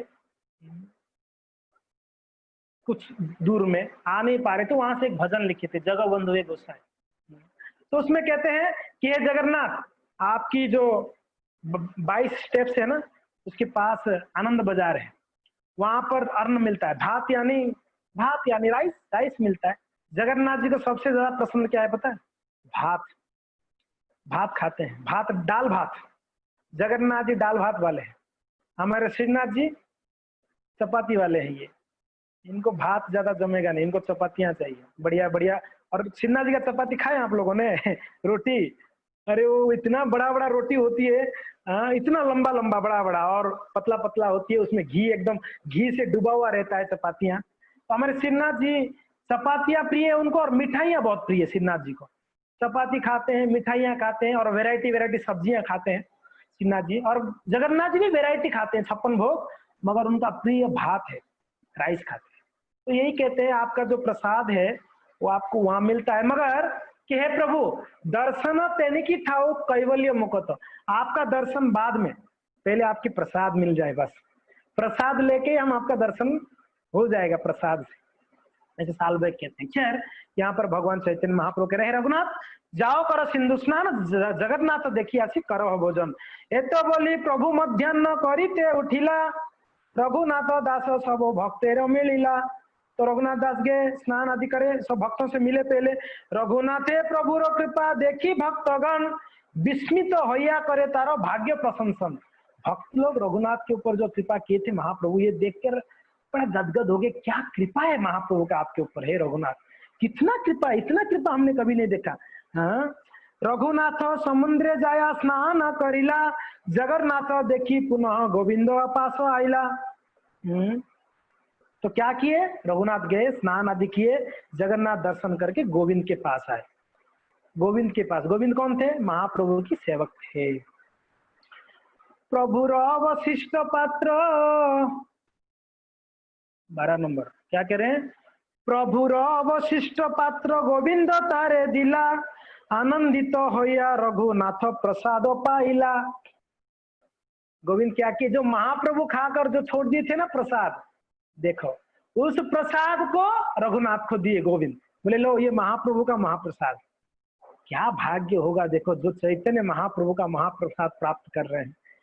ये देखकर बड़ा आनंदित हुए रघुनाथ, आज मैं ठाकुर जी का प्रसाद मुझे मिला। यही मत रहे थे स्वरूप चरणे। तो रोज अभी क्या कर रहे हैं? रोज समुद्र में जाते, स्वरूप दामोदर के अंडर में थे, ध्यान रखना, वो ये नहीं भूले थे, गोविंद के साथ में स्वरूप दामोदर की शरण में उनका आज्ञा का आदि पालन करते हुए वहां पर रहते, रोज जाते, समुद्र में स्नान करते रघुनाथ, आकर जगन्नाथ जी का दर्शन करते, ठाकुर जी का जगन्नाथ जी का दर्शन करके फिर आते गोविंद के पास। तो यही मत तो रहते हैं, यही मत तो रहते हैं स्वरूप चरणे, गोविंद प्रसाद तारे दिलो 5 दिने। 5 दिन हो गया, कितना दिन? 5 दिन हो गया। अभी विचार कर रहे रघुनाथ, देखो 5 दिन गोविंद प्रसाद ताते दिलो 5 दिन, 5 दिन से गोविंद उनको प्रसाद दे रहे। अभी रघुनाथ सोच रहे हैं, आर दिन हईते पुष्प अंजलि देखिया, सिंह द्वारे खड़ा रहे भिक्षार लागिया। रघुनाथ सोचे मैं सब छोड़कर आया यहाँ पर महाप्रभु की कृपा लेने, मैं क्या यहाँ पर बैठे बैठे खा रहा हूँ भाई, बढ़िया से मिल रहा है और फर्स्ट क्लास में खा के क्या यहाँ ये क्या हो गया? मैं तो सब छोड़कर बैरागी बनने आया, मैं यहाँ पर भोग कर रहा हूँ। बैरागी बनने की इच्छा से आके मैं भोग कर रहा हूँ अल्टीमेटली यहाँ पर। ये ठीक नहीं है। हाँ, बैरागियों का ये धर्म नहीं है। तो क्या विचार किए? ना ना ना ना, मैं अभी ये यहाँ गोविंद देता हुआ जो प्रसाद में ले लूंगा। मैं तो बैरागी हूं ना, बैरागियों को इतना आसान है। उनको क्या करनी चाहिए? बैरागियों का क्या धर्म है? बैरागियों को भिक्षा आसन करनी चाहिए। वो जानते थे रघुनाथ, आगे जाके महाप्रभु शिक्षा भी देंगे। क्या कर दिया उन्होंने? आरती न होते भगवान का दर्शन करके उसकी नेक्स्ट दिन यानी छठा दिन की बात है ये, छठा दिन रघुनाथ दर्शन करे, स्नान किए, दर्शन करके बाहर जैसे निकले सिंह द्वारे।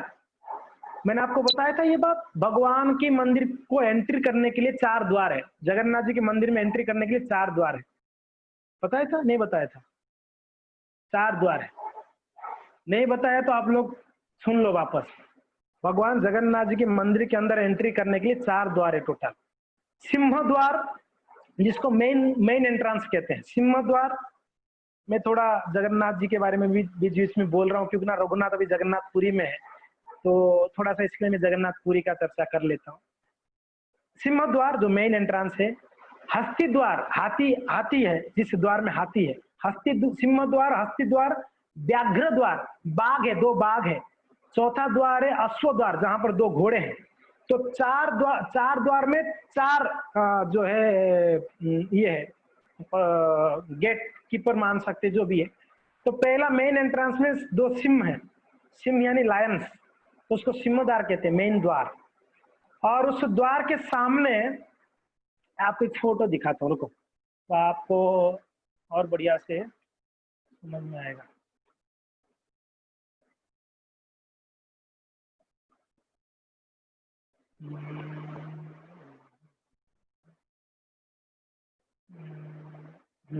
चलो ये फोटो मैं शेयर करता हूँ आप लोगों को।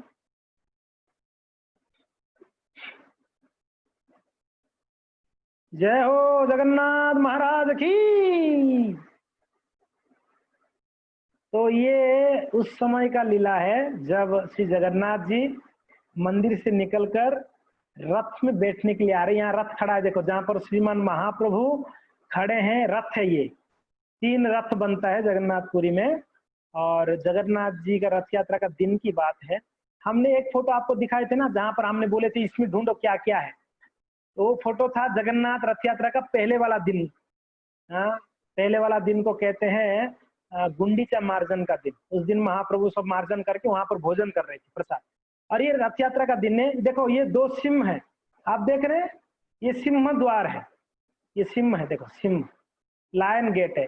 और इस सिंह द्वार के सामने एक लंबा, यहाँ पर एक खंबा दिख रहा है आपको, ये खंबा का नाम है अरुण स्तंभ। अरुण स्तंभ, अरुण स्तंभ, अरुण यानी ये गरुड़ का भाई था अरुण। और ये खास करके ये जो पिल खंभ है ना, ये लंबा सा, ये था कोणार्क मंदिर में था। ये कोणार्क मंदिर से लाया गया, यहाँ पर लाके रख दिया गया था। तो अरुण जी हैं यहाँ पर। अरुण जी सूर्य भगवान का सारथी है। अरुण सूर्य का रथ का सारथी अरुण। तो यहाँ पर देखो जगन्नाथ जी को पंडे लोग सब उठा के लेके आ रहे हैं। तो भगवान जगन्नाथ जी का जो चलना होता है ना, 2 प्रकार का चलना है जगन्नाथ जी का। भगवान का चलने को 2 प्रकार का चलना है जगन्नाथ जी का। चलने को, जगन्नाथ जी का चलने को कहते हैं पहंडी। क्या कहते हैं? पहंडी, पहंडी। और 2 प्रकार की पहंडी है, एक गुटी पहंडी, गोटी पहंडी, और एक धाड़ी पहंडी। ओडिया वर्ड है थोड़ा आप लोग को कैच कर पाना थोड़ा मुश्किल है। पहंडी कहते हैं भगवान की चलने को, जगन्नाथ जी के चलने को। एक कहते हैं गुटी पहंडी और एक कहते हैं धाड़ी पहंडी। धाड़ी यानी लाइन लाइन में आना, पहले बलदेव जी आएंगे, फिर सुभद्रा आएंगे, फिर जगन्नाथ जी लाइन में आते रहेंगे।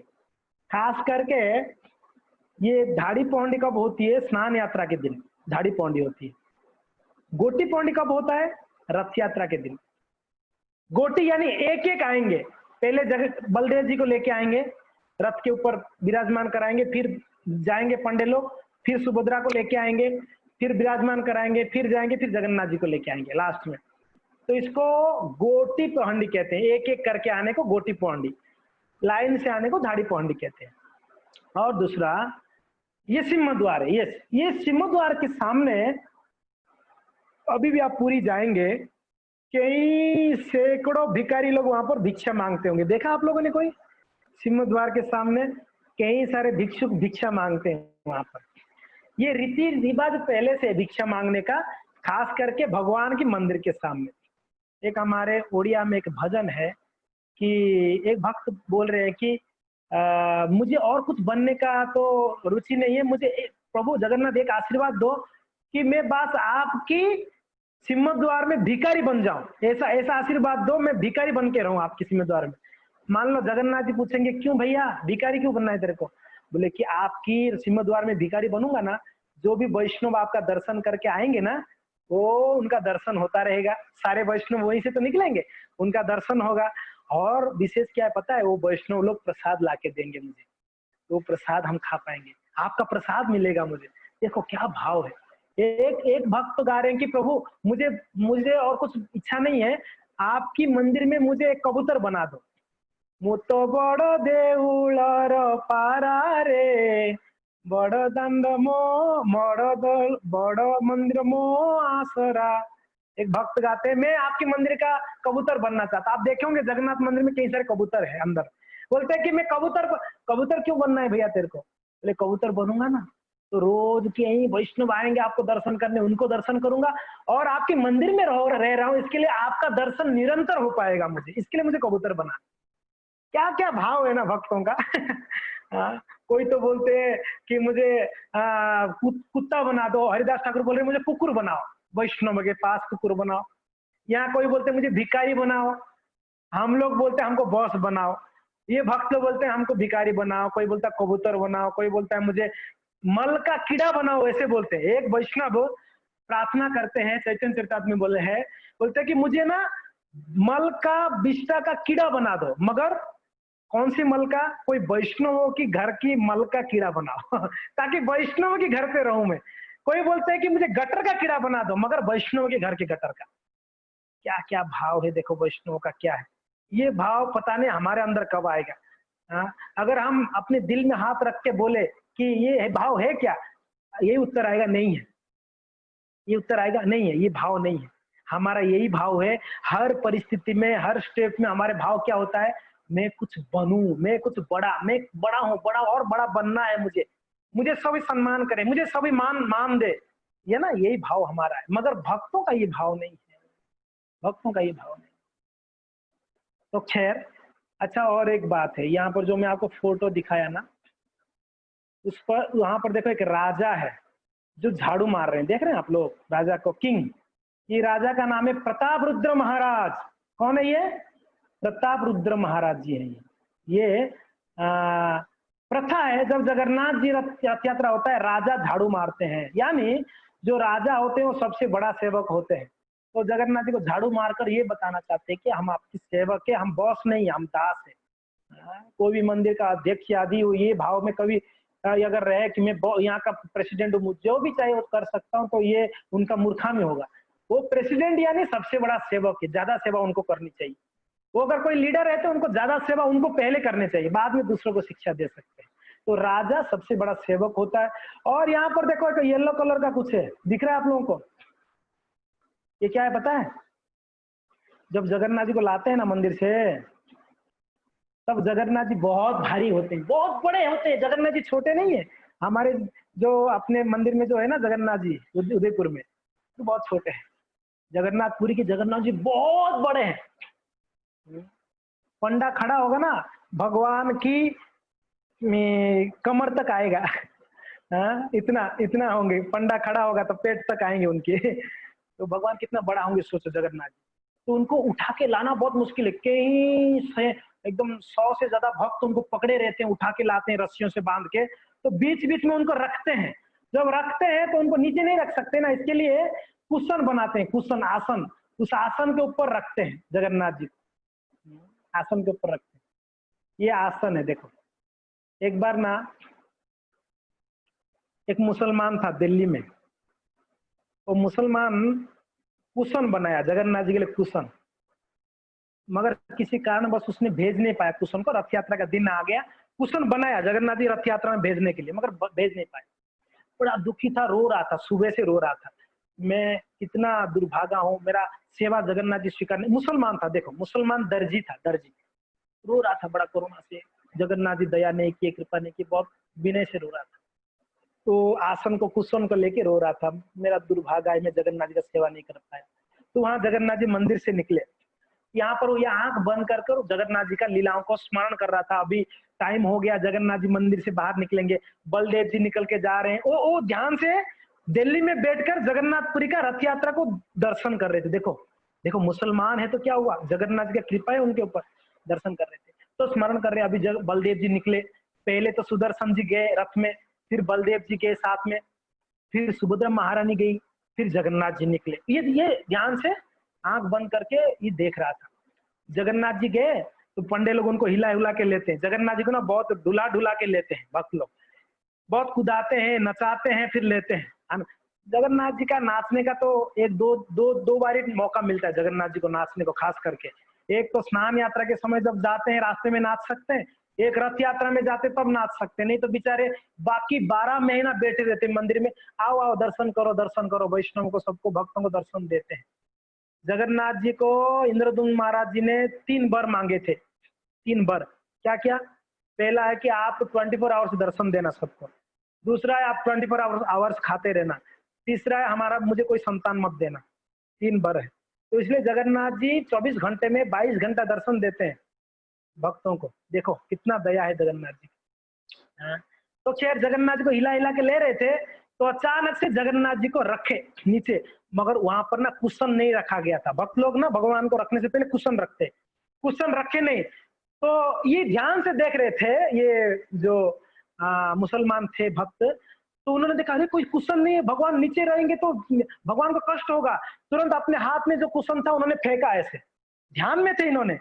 मन देखो, मन से भी सेवा कैसे कर रहे हैं।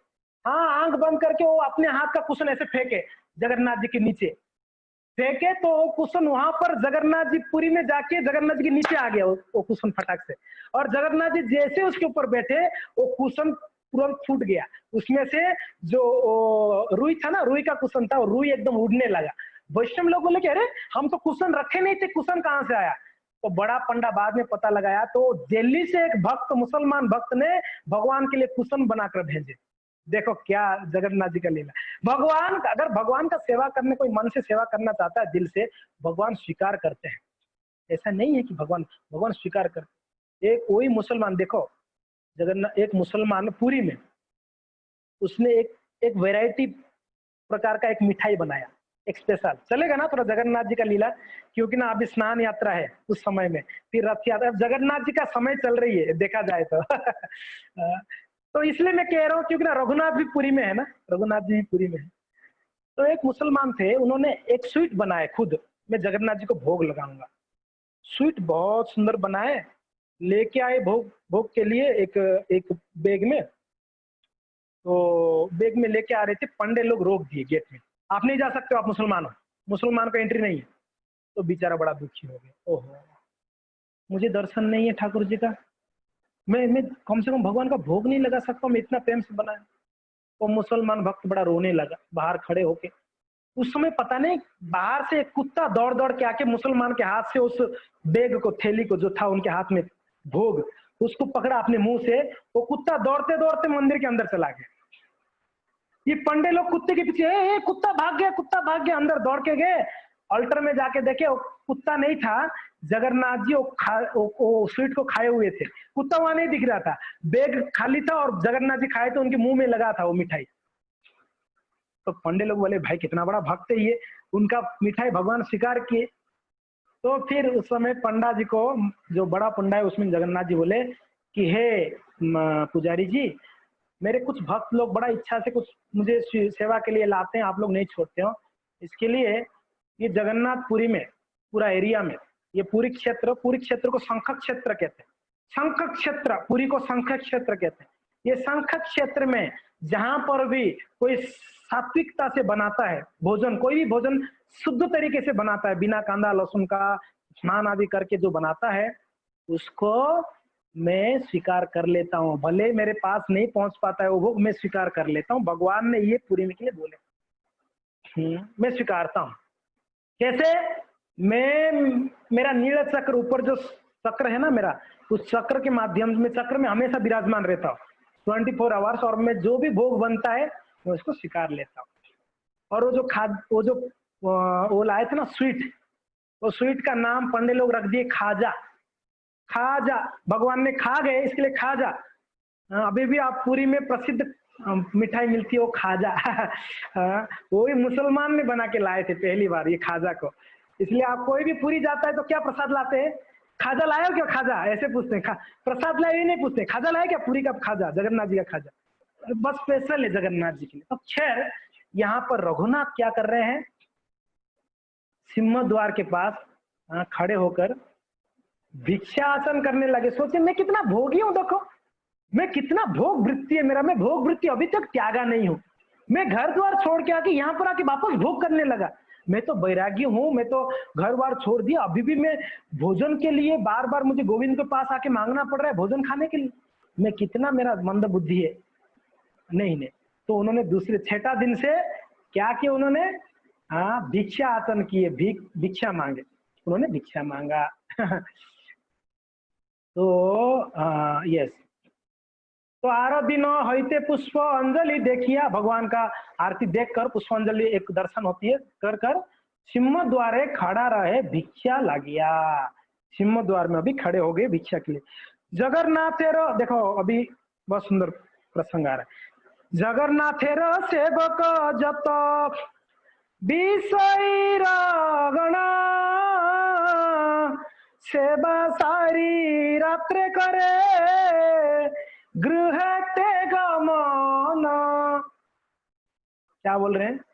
जगन्नाथ रे सेवक जत विषय गण, जगन्नाथ जी के जितने सेवक हैं, पंडे हैं, वो कौन है? क्या बोलते हैं? विषयी है। आप बोले कि अरे ये क्या बात बोल दी माँ, यहाँ पर कृष्णदास कबीर विषय है, भगवान का सेवा करके विषय कैसे हुए पंडे? नहीं, कुछ अलग मत समझना। भगवान के पंडे जो होते हैं उसमें कोई ब्रह्मचारी सन्यासी नहीं। ये कहना चाह रहे हैं वो बैरागी नहीं थे, वो लोग घर गृहस्थी वाले थे। सेवा कर कर उसको क्लियर करने के लिए दूसरी लाइन में क्या करते हैं? कहते हैं सेवा सारी रात्रे करे गृह ते गमन, सेवा खत्म करके अपने घर पे वापस चले जाते हैं रात को। स्त्री बच्चे हैं घर पे, इसके घर जाते हैं और क्या, गृहस्थ वो लोग। तो इसके लिए कहते हैं जगन्नाथ रे सेवक जो तो विषयी गण, विषय गण, विषय भोग, स्त्री बच्चा धन संपत्ति, वो तो एक प्रकार का विषय है। यहाँ पर क्लियर हमने पढ़ भी लिया पहले। अगर विषय नहीं होता तो महाप्रभु रघुनाथ को क्यों बोलते तेरे पिताजी विषयी है करके? विषय है कि नहीं है? जो ये सब के अंदर रहते हुए निरासक्त होकर, निरासक्त होए विषय भूल जाइया, जो निरासक्त होकर विषय को स्वीकार करता है वही व्यक्ति वैरागी है। महाप्रभु इस बात को बोले। तो जगन्नाथ के गण, जगन्नाथ के भक्त लोग कौन है?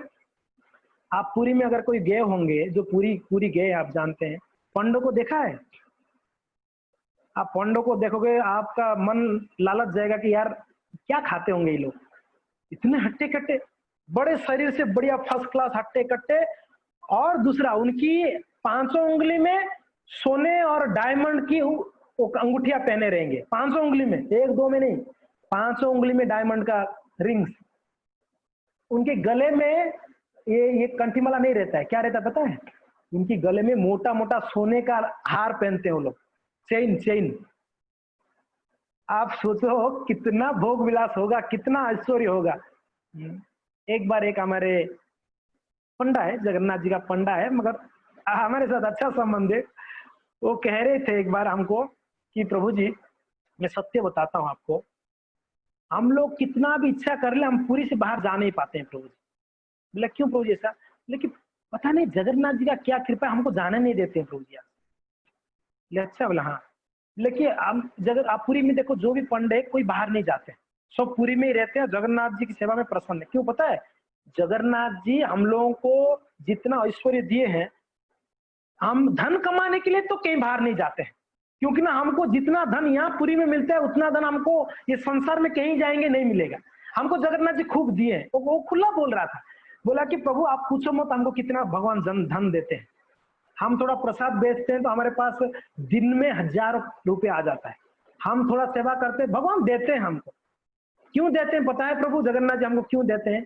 ताकि हम उनकी सेवा छोड़ के पैसा के लोभ में बाहर ना जाएं कभी, इसके लिए हमको देते हैं। देखो लोग देश विदेश क्यों जाते हैं? पैसा की लोभ में जाते हैं, पैसा प्राप्त।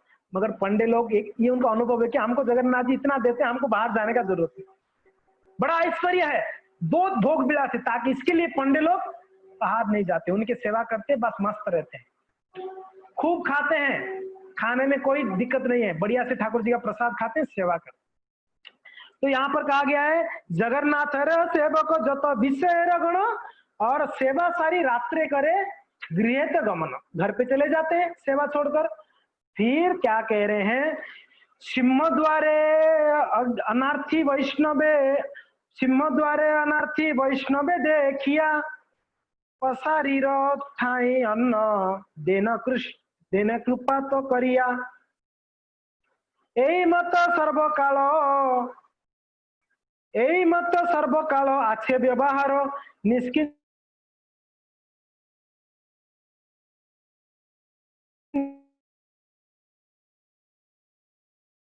प्रथा है सिंह द्वारे अनार्थी जो भिक्षु के,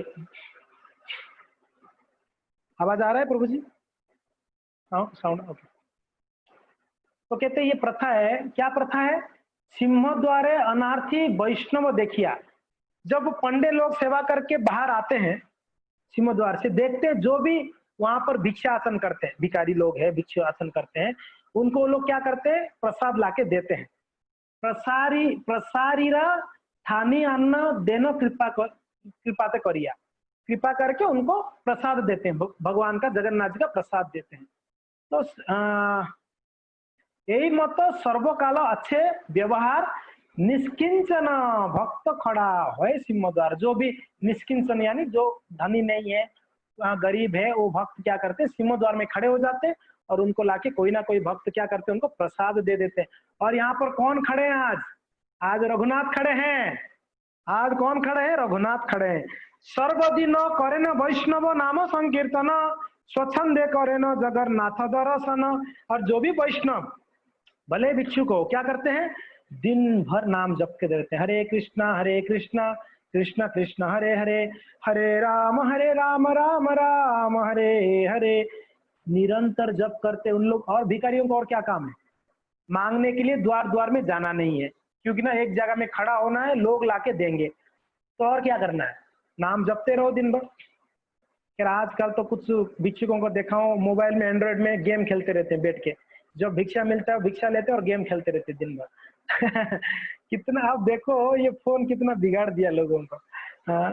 नाम भी जप करना है तो खैर जो भी है, तो वो नाम जपते रहते हैं। कोई कोई मैंने देखा हूँ वहाँ के भिक्षुक लोग भजन गाते हैं जगन्नाथ जी का, बड़ा सुंदर सुंदर। बस उनका दिन रात यही काम है, भजन गाना, नाम संकीर्तन करना, नाम जप करना। कितना अच्छा होगा।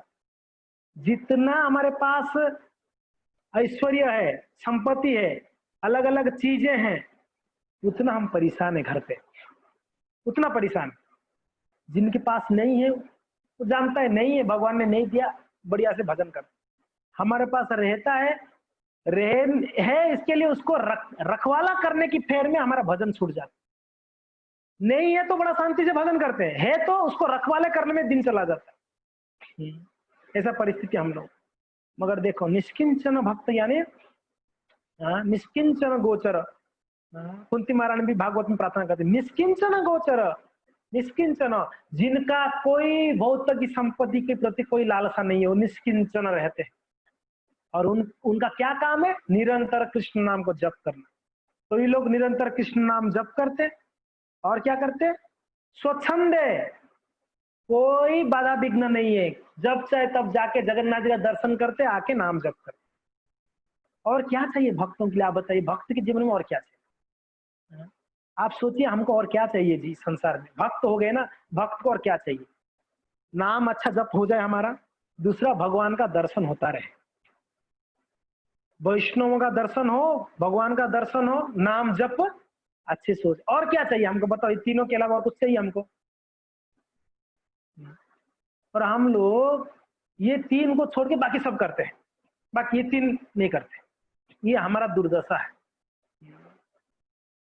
जो भक्त निष्किंचन है, जो भक्त निष्किंचन, भौतिक इच्छा नहीं है जिनका, वो भगवान के दर्शन के बिना, भगवान की नाम लिए बिना, हरिदास ठाकुर कितना नाम जपते, 192, यानी 3 लाख नाम। महाप्रभु कहते हैं आके, हरिदास अभी आपका, आप बहुत एज हो गया है, आप बहुत खाते भी नहीं हो, बीमार हो, आप अभी 3 लाख नाम जप मत करो, 1 लाख नाम जप करो चलेगा। हरिदास कहते हैं कि क्या बात कर रहे हैं महाप्रभु, जब तक मेरा शरीर में प्राण है तब तक मेरा नियम मैं कभी भंग नहीं करूंगा, 3 लाख नाम जप करने का मैं कभी नहीं छोड़ूंगा। हमको अगर कोई आके बोल दे कि 16 माला मत करो, 4 माला चलेगा आपके लिए, ओ हो, हमको लगेगा कि इस संसार में सबसे बड़ा चीज आज मिला मुझे, 4 माला जप करने का बोल दिया प्रभु जी, मैं बहुत बड़ा टेंशन, मैंने कल बता रहा था ना, वैष्णव को सबसे बड़ा टेंशन क्या, 16 माला जप करना। जब खत्म होते ही बड़ा आनंद आता है, टेंशन गया एक सर से। मगर यहाँ पर देखो क्या बोल रहे हैं हरिदास, क्या बात कर रहे हैं महाप्रभु, मैं, मेरे प्राण जब तक शरीर में तब तक तो मेरा ये नियम कब मैं भंग नहीं करूंगा, मैं 3 लाख नाम करूँ। वही सनातन का स्थिति था, सनातन गोस्वामी का। हाँ, सब लोग बोले ये सनातन, आप अभी गोवर्धन परिक्रमा करने का जरूरत नहीं है, एज हो गया आपका। बोलते कि अरे जब तक मेरा प्राण है मैं गोवर्धन का परिक्रमा कैसे छोड़ सकता हूँ, ये मेरा नियम है, ये मेरा साधना है, मेरा साधना मैं नहीं छोड़ सकता।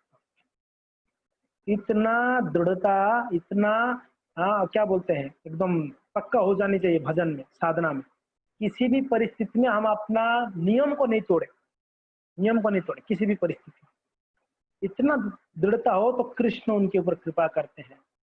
तो यहाँ पर रघुनाथ तो स्वच्छंद है, सब लोग दर्शन करते के हो छत्रे मागी खाए। और देखो आगे, आगे क्या कह रहे हैं, कह रहे हैं केहो छत्रे मागी खाए, जेबा की छुपाए, केहो रात्रे भिक्षा लागी सिंह द्वारे जाए।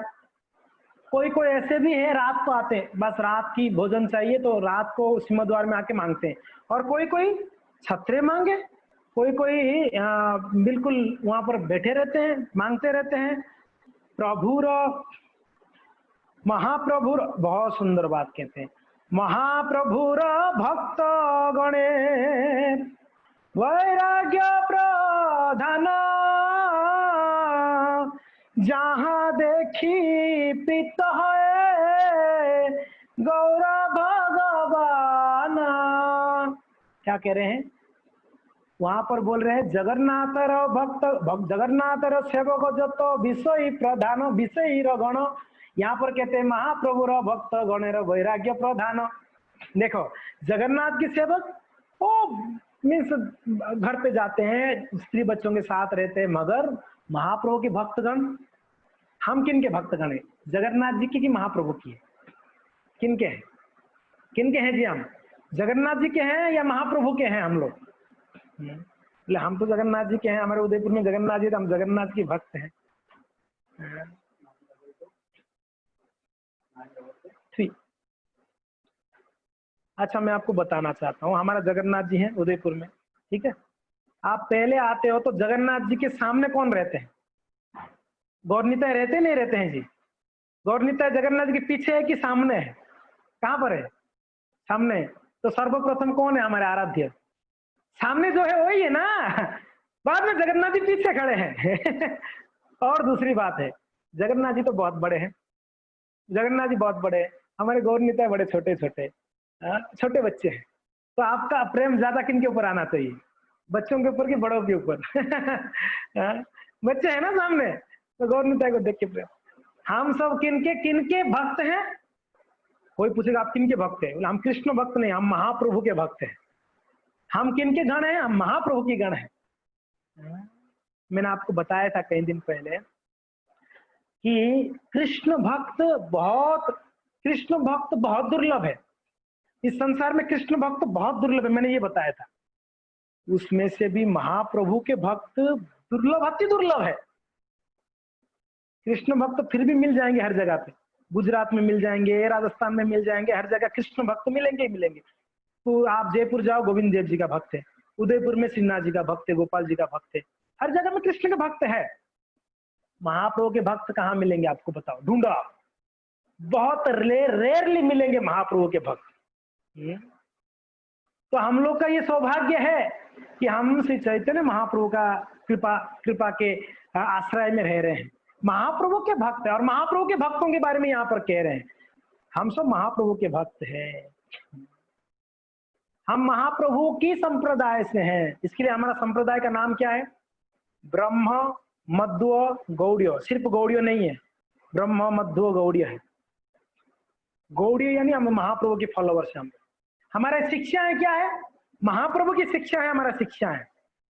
भगवान ने जो शिक्षाएं दिए हैं, महाप्रभु ने जो शिक्षाएं दी है, पता है भगवान कृष्ण क्या बोले हैं? यो यथामम प्रपद्यन्ते ताम तथैव भजामि हूं। क्या बोले हैं?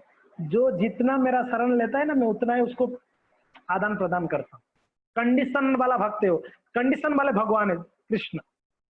और क्या बोलते हैं? सर्वधर्मान परित्यज्य मामेकम शरणम व्रज। सब छोड़ के मेरे शरण में आओगे तब पापों से मुक्त करूंगा। फिर सर्वधर्मान परित्यज्य मामेकम शरणम व्रज अहम तुम सर्व पापेभ्यो मोक्षयिष्यामि। क्या आप जब सब त्याग करके मेरे पास आओगे, आपके पापों से आपको रक्षा करूंगा। महाप्रभु ने ऐसा कंडीशन नहीं रखे, इतने दया है। महाप्रभु बोलते हैं कि भाई कोई बात नहीं, आप नाम जप करो। क्या कह रहे महाप्रभु का क्या आदेश है? गृहे थाको बने थाको सदा हरि नाम डाको। क्या बोल रहे हैं? आप भले ही मंदिर में रह रहे हो, ब्रह्मचारी हो, सन्यासी हो, आप भले ही घर पे रह रहे हो, गृहस्थ हो, बने थाको गृहे थाको सदा हरि नाम डाको। एक काम करो, आप कोई भी स्थिति में रहो, कोई दिक्कत नहीं, नाम जप करो, सदा नाम जप करते रहो। महाप्रभु का ये कंडीशन है, नाम जप करो बस। आप कौन सी जगह पे हो टेंशन मत लो। मगर भगवान क्या बोलते हैं? सब छोड़ना पड़ेगा रे बाबा, पत्नी को छोड़ो, पति को छोड़ो, बच्चों को छोड़ो, धन संपत्ति छोड़ो, फिर मेरे शरण में आओ, फिर मैं आपको क्या करूंगा? पापों से मुक्त करूंगा। वो भी कंडीशन है, आओगे तो भी, नहीं तो नहीं। आप बताइए कौन ज्यादा कृपालु है, कृष्ण है या महाप्रभु है? आप बोलो कौन ज्यादा कृपालु? महाप्रभु है ऑब्वियसली। इसके लिए हम बड़े भाग्यशाली, हम महाप्रभु के कृपा के आश्रय में रह रहे हैं। तो यहाँ पर महाप्रभु के भक्तों के बारे में बताया गया है। क्या बोल रहे हैं? महाप्रभुर भक्त गणेर वैराग्य प्रधान। प्राधान्य क्या है? क्या प्रधान है भक्तों के अंदर? महाप्रभु की जो शिक्षाओं को स्वीकार करते हैं उनके अंदर प्राधान्य, वैराग्य प्रधान है उनके अंदर है। और पता है, जहां देखी प्रीत है गौर भगवान। और गौर सुंदर को क्या पसंद है पता है? क्या पसंद है भगवान गौर सुंदर को? वैराग्य। घर पे रह रहे हैं फिर भी आसक्ति नहीं है, ये वैराग्य। घर पे रहते हैं हम लोग मगर आसक्ति नहीं। ये महाप्रभु के भक्तों की महानता है। तो महाप्रभु रे भक्त गण वैराग्य प्रधान, जहां जहां देखी प्रीत है गौर भगवान। महाप्रभु बहुत बहुत प्रीत यानी बड़े प्रसन्न होते हैं भक्तों के अंदर वैरागी देखकर, बड़े प्रसन्न होते हैं। तो यहाँ पर महाप्रभु को अगर प्रिय बनना चाहते हैं तो हमको भोग विलास से निरासक्त होना पड़ेगा। निरासक्त, आसक्ति नहीं, यथा शक्ति, यथा योग्य। यथा योग्य कहा गया, यथा योग्य विषय भुंज। जितना जरूरी है उतना विषय को स्वीकार करो और भजन करो। ये महाप्रभु का वाणी है। तो महाप्रभु का कृपा प्राप्त कर बनना चाहते हो, भगवान को प्रसन्न करना चाहते हो, महाप्रभु को, कृष्ण को प्रसन्न करना है तो क्या करना पड़ेगा? कृष्ण को प्रसन्न करना क्या करना पड़ेगा? क्या करना पड़ेगा? कृष्ण को प्रसन्न करना क्या करना है? पंचरात्रिक विधि से उनका सेवा करना पड़ेगा। पंचरात्रिक विधि विधान से पूजा अर्चना करो, कृष्ण प्रसन्न होंगे। जगन्नाथ जी को प्रसन्न करना है तो क्या करना है?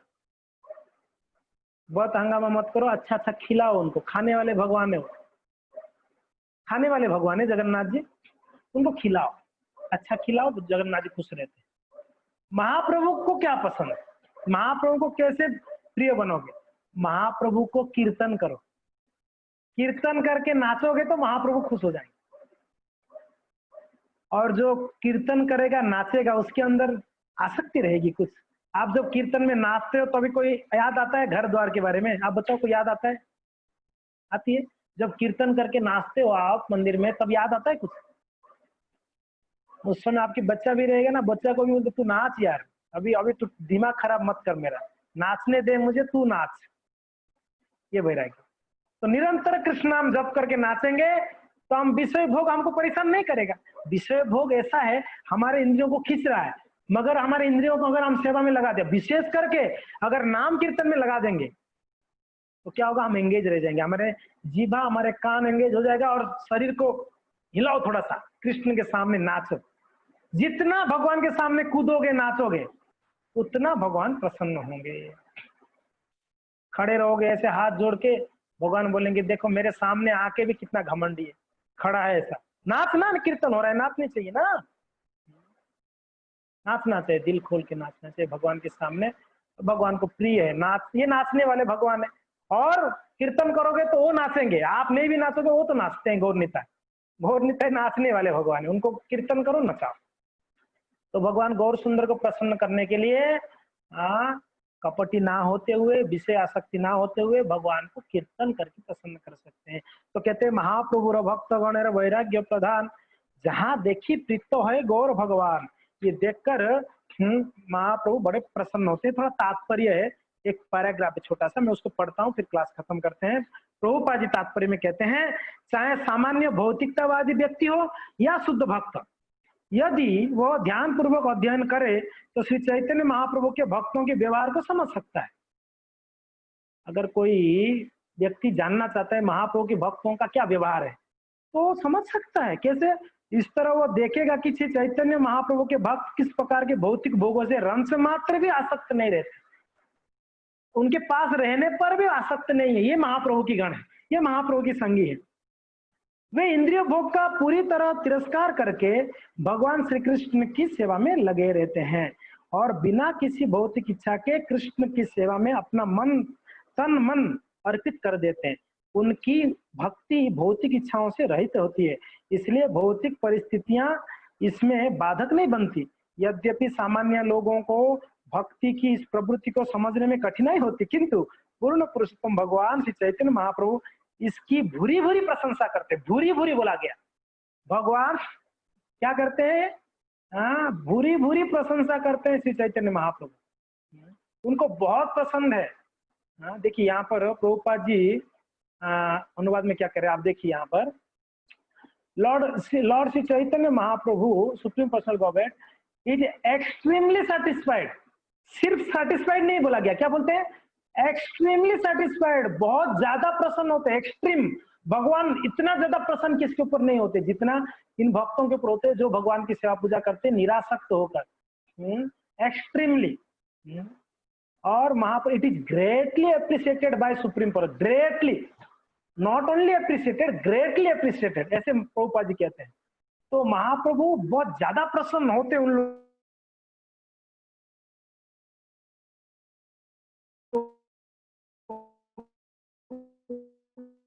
के ऊपर जो अपना आसक्ति होगा।